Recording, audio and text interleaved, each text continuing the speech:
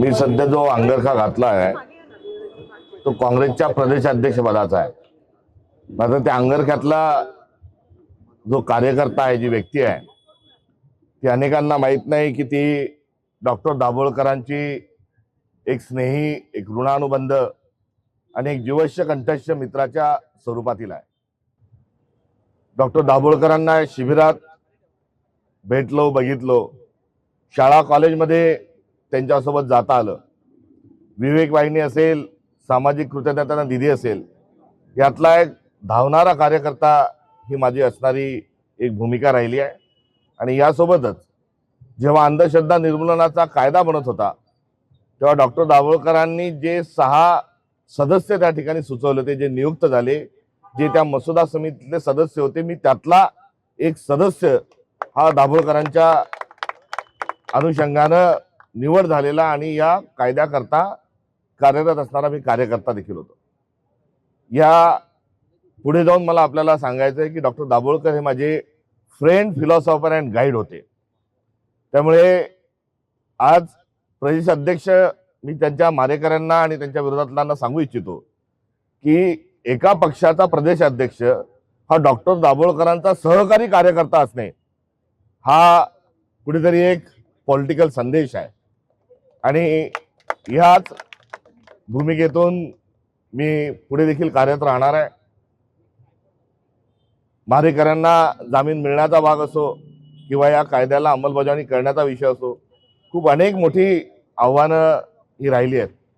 मी आजच्या या कार्यक्रमाला आवर्जून न येण्याच्या अनुषंगानं मी कुठेतरी टाळत होतो।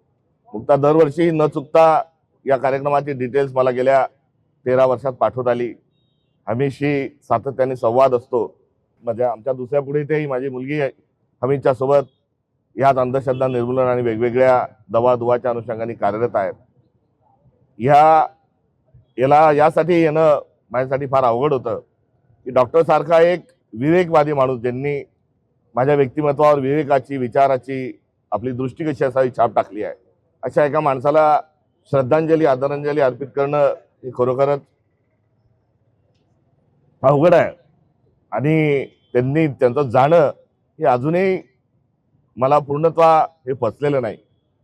त्यांनी आज हवेसे वाटणारे आणि असते तर काय करतील याचं चिंतन सातत्याने त्यांच्या माध्यमातून होत होतं।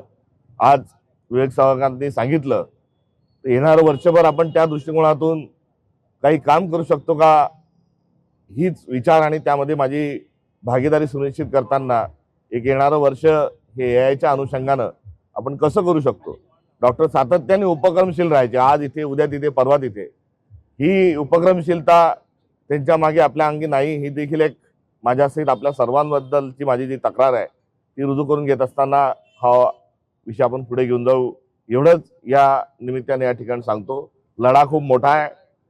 मारेकरी हे वरकरणी मजबूत जरी दिसत असले तरी आतून ते पोकळ आहे। त्यामुळे त्यांच्याशी शक्तीचाच नव्हे तर युक्तीचाही खेळ आपल्याला हा खेळला पाहिजे। वर्क हार्ड आणि वर्क स्मार्ट, यातून स्मार्टनेस आपल्याजवळ जास्ती आहे, हार्डनेस आपल्याजवळ जास्ती आहे। त्यामुळे आपण त्यांच्यापेक्षा कितीतरी पटीने आपण सशक्त आहोत। विचार आणि भावनेत डॉक्टरांनी सांगितलं होतं 4 चळवळी मोठ्या उभ्या केल्यावर की असं का होतं, सविस्तर खोलात जाणार नाही। मात्र भावनेचा जन्म आधी झालेला आहे, विचारांचा नंतर। त्यामुळे भावना हाताळताना आपल्याला अडचणी जरी येत असल्या तरी विवेक नावाचं एक शस्त्र, अस्त्र आणि पद्धती डॉक्टरांनी आपल्याला दिली आहे, त्यातून हार्ड आणि स्मार्ट वर्क करून आपल्याला जिंकायचंच आहे, हा आत्मविश्वास पूर्ण संकल्प या निमित्ताने या ठिकाणी करतो। आणि प्रिय प्रिय प्रिय डॉक्टर नरेंद्र दाभोळकरांना भावपूर्ण आदरांजली, श्रद्धांजली अर्पित करतो। बोलू का बोलू नये माहीत नाही, मात्र बोललो तर मी पालन करेल म्हणून सांगतो। डॉक्टर सातत्याने म्हणत होते की ली सारखे फोनवरही सांगायचे। शेवटचं त्यांचं जे पत्र होतं ते मला संबोधित केलं असलं तरी बायकोला खाली टीप लिहिली होती की अनेक वर्षापासून त्याला सांगतोय, तो काही लिहित नाही। त्यांनी त्याच्या जीवनातले अनुभव जे आहेत ते लिहिले पाहिजे, त्याला वेगवेगळ्या स्तरावर काम करण्याची संधी मिळाली, त्याचं वेगळं सॅम्पलिंग आहे, तो ऐकत नाही। मात्र त्याच्याशी बोलता बोलता प्रसंग तू लिहून काढ, हे त्यांचं शेवटचं ते पत्र होतं। त्या पत्राला इतके वर्ष आणि आधीच्या सूचनेनंतर मी पालन केलं नाही, मात्र येणाऱ्या वर्षभरात काही ना काही लिहून माझं प्रकाशित करण्याची त्यांची जी सूचना होती तिचं पालन करण्याचं विनम्रतेने या निमित्तानं संकल्प स्वरूपात आपल्या साक्षीने या ठिकाणी व्यक्त करतो. धन्यवाद.